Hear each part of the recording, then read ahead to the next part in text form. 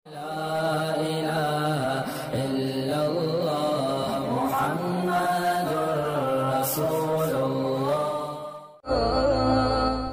گھر والوں کو ترغیب دیں پیر اور جمعرات کے روزے کی، اور ساتھ ساتھ ہفتے میں مہینے میں 3 روزوں کی. یہ سب سے کم درجہ ہے. صحابہ کرام کا معاملہ تو بہت آگے تھا. بعض صحابہ نے پوری زندگی روزے رکھے، موت کا وقت آیا تو رو رہے ہیں. کسی نے پوچھا کیوں رو رہے ہیں؟ فرمایا کہ میں جو روزے رکھتا تھا نا اللہ کے لیے، اور گرمی کی شدت میں بھوک اور پیاس برداشت کرتا تھا اللہ کی خاطر، وہ لذت اب مجھے کبھی بھی محسوس نہیں ہوگی. قبر میں جنت کی نعمتیں تو ملیں گی، مگر اپنے محبوب کے لیے بھوک اور پیاس برداشت کرنا، اس نعمت سے ہمیشہ کے لیے محروم. بعض لوگوں کی عبادت اللہ ایسی آنکھوں کی ٹھنڈک بنا دیتے ہیں کہ انہیں حور و رنگ میں وہ مزہ نہیں آتا جو عبادت میں آتا ہے. ایک بزرگ کا جب انتقال ہونے لگا تو انہوں نے کہا ان کو نماز میں اتنا مزہ آتا تھا، جیسے نبی نے فرمایا نا قرۃ عینی فی الصلاۃ، میری آنکھوں کی ٹھنڈک اللہ نے نماز میں رکھی ہے. ہم تو نماز پڑھتے ہیں مجاہدہ کر کے، نبی جو نماز پڑھتے تھے تو آپ کو تو دل لگتا تھا، اس میں آنکھوں کی ٹھنڈک تھی. تو بعض اہل اللہ ایسے ہوتے ہیں کہ ان کو عبادت کا ایسا چسکا لگتا ہے اللہ کے لیے عبادت کرنے کا کہ وہ اس پر پریشان ہوتے ہیں کہ جنت میں اللہ نے عبادت کیوں نہیں رکھی. تو ایک بزرگ کہنے لگے کہ میرا جب انتقال ہوگا اور قبر میں کوئی حور آئے گی تو میں اسے کہوں گا بی بی یہ مصلی بچھا، ٹھیک ہے نا، یہ مصلی بچھا، خود بھی نماز پڑھ اور مجھے بھی اللہ اللہ کرنے دے. وہ تو ابھی حور دیکھی نہیں ہوگی نا انہوں نے. وہ ممکن ہے جب حور دیکھ لیں تو کہیں ٹھیک ہے پڑھیں گے، لیکن تھوڑا ٹھہر کے پڑھیں گے ضرور. بہرحال ان کا ایک جذبہ تھا، نماز ان کی آنکھوں کی ٹھنڈک تھی. تو وہ کہہ رہے میں تو کیا کہوں گا مصلی بچھا. اور یہ صحابہ کے ساتھ ہوئے واقعات.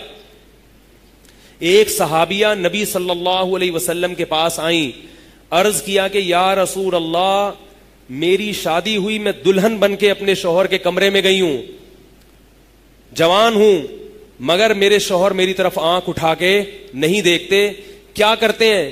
وضو کیا، مصلی بچھایا، پوری رات نماز میں گزار دی، اور صبح سحری کے وقت سحری کھا کے روزہ رکھ لیتے ہیں. وہ یہ سمجھیں کہ شاید یہ نامرد ہیں، یہ ان کو عورت کی طرف حاجت نہیں ہے. نبی صلی اللہ علیہ وسلم کے پاس آئیں، عرض کیا کہ یا رسول اللہ میرے شوہر ایسا کر رہے ہیں. آپ نے ان کے شوہر کو بلایا، پتہ چلا کہ ایسا نہیں ہے، نامرد نہیں ہے. پھر آپ نے ان کو ترغیب دی کہ تم پر تمہاری بیوی کا بھی حق ہے اور اپنی جان کا بھی. لیکن آپ صحابی کا جذبہ دیکھو، دلہن بیٹھی ہوئی ہے مگر مزہ کس میں آ رہا ہے؟ نماز میں مزہ آ رہا ہے، روزے میں مزہ آ رہا ہے. وہ تو اللہ کے نبی نے تنبیہ کی تو پھر بیوی کو وقت دینا شروع کیا. تو یہ وہ لوگ تھے جو عبادت کی لذت پہچان چکے تھے. ایک بہت بڑے تابعی تھے، ان کا جب نکاح ہوا ہے تو جب نکاح ہوا تو جو پہلی رات تھی، رات گزرنے کے بعد جو دلہن کے بھائی تھے وہ اپنے بہنوئی سے ملنے کے لیے آئے. وہ بھی تابعی تھے، وقت کے بہت بڑے محدث تھے. ملنے کے لیے آئے، اپنی بہن سے حالات پوچھے کہ بھئی شوہر کو کیسا پایا تم نے. تو انہوں نے کہا کہ شوہر نے پوری رات کیا کیا ہے؟ نماز. پوری رات کس میں گزار دی؟ نماز میں گزار دی. تو یہ تم نے کیا کیا؟ کہ جب میں نے دیکھا یہ نماز پڑھ رہے ہیں تو میں نے بھی وضو کر کے. وہ بھی اس زمانے کی نیک خاتون تھی، آج کی ہوتی وہیں سے نکل جاتی، بھائی یہ تو بندہ ہی ٹھیک نہیں ہے، یہ تو مولوی سے میری شادی ہو گئی، ٹھیک ہے نا.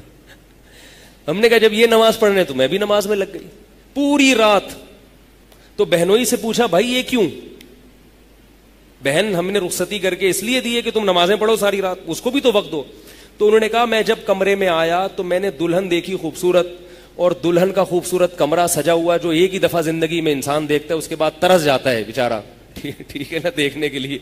اس کے بعد جو گھر کی حالت ہوتی ہے وہ آپ خود جانتے ہیں کیا ہوتی ہے. بچوں کے پیمپر جگہ جگہ پڑے ہوئے ہوتے ہیں اسی کمرے میں، ادھر بھی بچے نے اپنی مائنیں بچھائی ہوئی ہیں، ادھر بھی مائنیں بچھائی ہوئی ہیں. خیر، تو وہ کہتے ہیں کہ میں جب کمرے میں آیا اتنا خوبصورت میں نے سجا ہوا، کنوارے تھے، جوان تھے، اور اتنی خوبصورت دلہن دیکھی تو مجھے خیال آیا کہ جب یہ دنیا میں اللہ نے لذت کا ایسا سامان رکھا ہے تو جنت میں کیسا ہوگا. اور جنت کی حور جس کو اللہ نے بنایا ہے ہمارے لیے، اور اس کے کمرے کو اللہ نے سجایا ہے وہ کیسا ہوگا, تو میں اس کی لالچ میں نماز پڑھنے لگا اور اللہ سے دعا مانگنے لگا کہ اللہ اس جنت سے مجھے محروم نہ کرنا. میں نے کہا یہ تو کہیں بھاگی نہیں جا رہی ہے, یہ تو اپنی بیوی ادھر ہی رہے گی, پہلے اللہ سے وہ مانگ لو. تو ان کو پتا تھا کہ نماز میں ملتا کیا ہے, روزہ رکھنے سے ملتا کیا ہے, تو اس لیے ان کو نماز میں بھی مزہ آتا تھا اور روزے رکھنے میں بھی مزہ آتا تھا. ہمیں نماز, کیونکہ ہماری سب سے محبوب چیز ہے گٹکا, ہماری سب سے محبوب چیز ہے پان, ہماری سب سے محبوب چیز ہے چائے, ہماری سب سے محبوب چیز ہے تمباکو, سگریٹ. ہمیں روزے میں یہ چیزیں نہیں ملتی, لہذا دنیا کا ہر کام کر سکتے ہیں مگر روزہ نہیں رکھ سکتے. تو یار کیسے گزارو, نسوار کے بغیر کیسے میں چلوں گا سارا دن بھائی, گٹکے کے بغیر کیسے چلوں گا. جنت کی حوروں سے محرومی اور گٹکوں پہ اکتفا. تو بھائی ہمت کر لیں, کیا خیال ہے, پیر اور جمعرات کا روزہ اور ایام 20 کا, اور گھر میں سب کو رکھوائیں گے تو ماحول بن جائے گا, بیماریاں ختم ہوں گی. اور یاد رکھو روزہ رکھنے سے کبھی بھی صحت خراب نہیں ہوتی. کوئی ڈاکٹر اگر یہ کہتا ہے نا روزہ رکھو گے تو کمزور ہو جاؤ گے, اسے میرے پاس لائیں, اس ڈاکٹر کو آپ میرے پاس لائیں, میں اس کو اپنی زبان میں انشاءاللہ سمجھا دوں گا. ہمارے نبی نے کبھی ہمیں ایسی بات کا حکم نہیں دیا جو ہماری صحت کے لیے نقصان دہ ہو.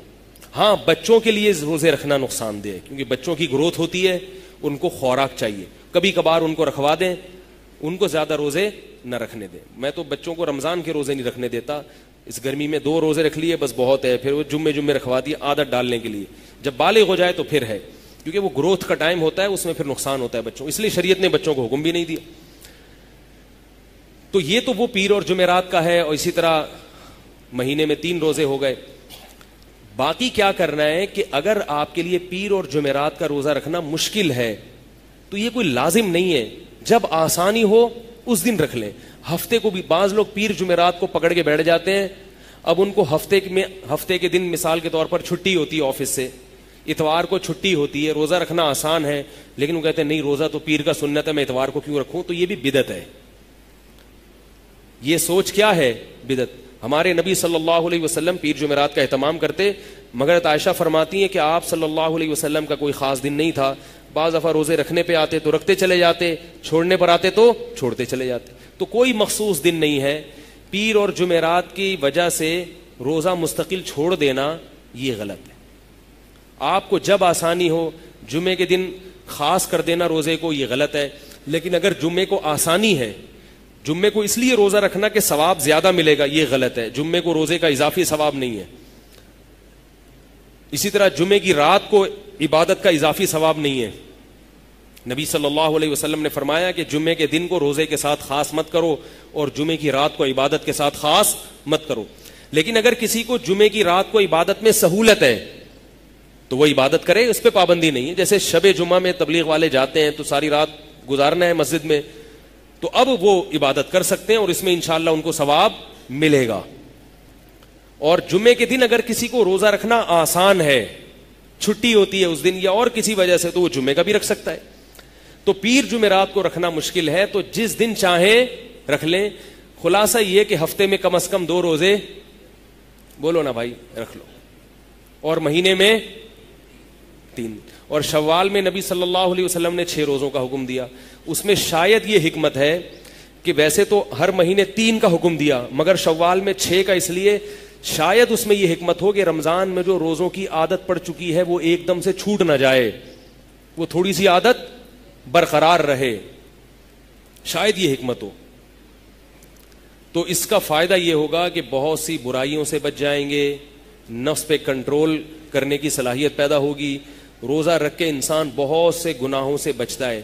اگر کوئی روزہ رکھ کے بھی گناہ کر رہا ہے تو یاد رکھو اگر روزہ نہ رکھتا تو یہ گناہ زیادہ کرتا. بعض لوگ کہتے ہیں کہ روزے سے کہاں گناہ چھوٹتے ہیں, لوگوں کے فون آتے ہیں کہ ہم نے تو روزہ رکھا پھر بھی ہم سے گناہ ہو گیا. تو میں ان سے کہتا ہوں اگر روزہ نہیں رکھتے نا تو یہ اور زیادہ ہوتا. روزہ تو روکتا ہے, ڈھال ہے, اور پھر گناہ سے بچنے کی کوشش بھی کرو. تو اللہ تعالیٰ مجھے بھی عمل کی توفیق عطا فرمائے, آپ کو بھی.